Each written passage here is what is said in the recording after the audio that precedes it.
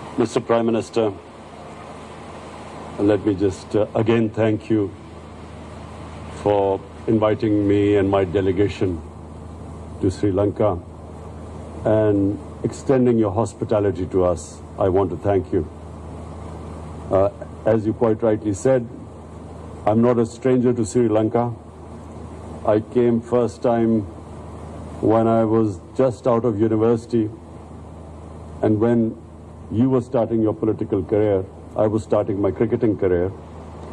And I have very fond memories since then of Sri Lanka. And I want to say that we watched Sri Lankan cricket team develop from a non-test playing status to eventually a team that went on to win the World Cup, and World Cup winning in Pakistan. So me and the cricketers who saw the evolution of the Sri Lankan cricket team, we felt good because it was a team from the subcontinent that emerged into a world-class cricket team. So I just wanted to mention that because that was my association with Sri Lanka until this visit of mine. This visit is to strengthen our bilateral relationship. It is to strengthen our trading ties. Pakistan is part of the Belt and Road Initiative of China. CPEC is one of its flagship program, and it means connectivity. And so I've asked my delegation here to find ways and means where we can enhance our trade and connectivity. And through CPEC, connectivity right up to Central Asia for Sri Lanka. We have also discussed other areas where we can enhance our trading ties, where Sri Lanka can benefit from Pakistan's connectivity in the future right up to Central Asia. And our trading ties will also mean that the two countries will get together, will come closer together. We shared a common problem of terrorism. Pakistan suffered 10 years of the worst kind of terrorism where we lost 70,000 people. And we know that Sri Lanka for 30 years combated terrorism. And I'm pleased to say that Pakistan played its part in helping Sri Lanka to resolve this problem which was impeding your development and your growth, and a country which relies on tourism can never progress if there is terrorism. Can't have investment if there is terrorism, because that's what happened to Pakistan. In those 10 years, tourism dried up and hardly any investment came into Pakistan because of the threat of terrorism.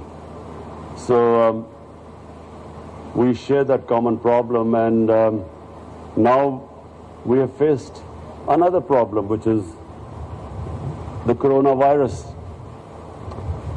I know Sri Lanka has suffered like all those countries which depend upon tourism.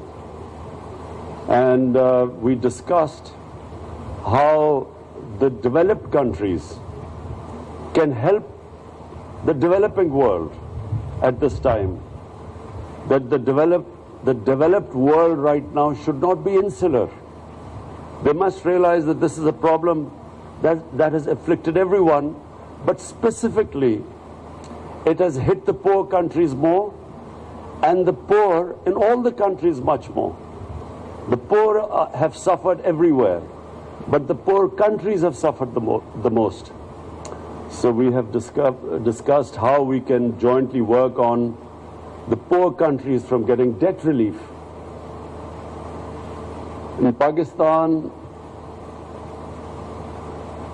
we came up with the biggest stimulus package in our history. $8 billion. But when you compare the United States, the stimulus package in the United States is almost $3,000 billion. US has a population of 330 million. Pakistan's population is 220 million. 70% of the US. And yet the total amount of money we could give as a stimulus package because of those who suffered from the coronavirus was $8 billion compared to $3,000 billion in the US. So this is the discrepancy. And the coronavirus has exposed this huge inequality in the world. And that's why I feel that the world organizations like the United Nations should step in and look after the countries that have taken a real beating because of this coronavirus. Apart from that, Mr. Prime Minister, I want to invite you again in front of the media to Pakistan. And Pakistan has probably one of the greatest Buddhist heritage in the world.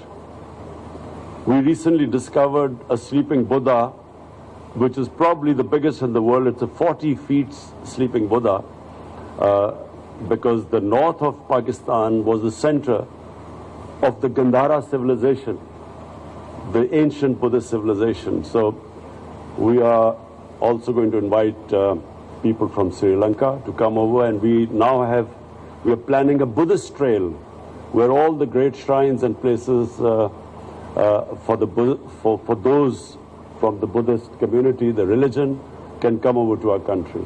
And of course, I start with inviting you most of all, Mr. Prime Minister. And thank you again for your hospitality.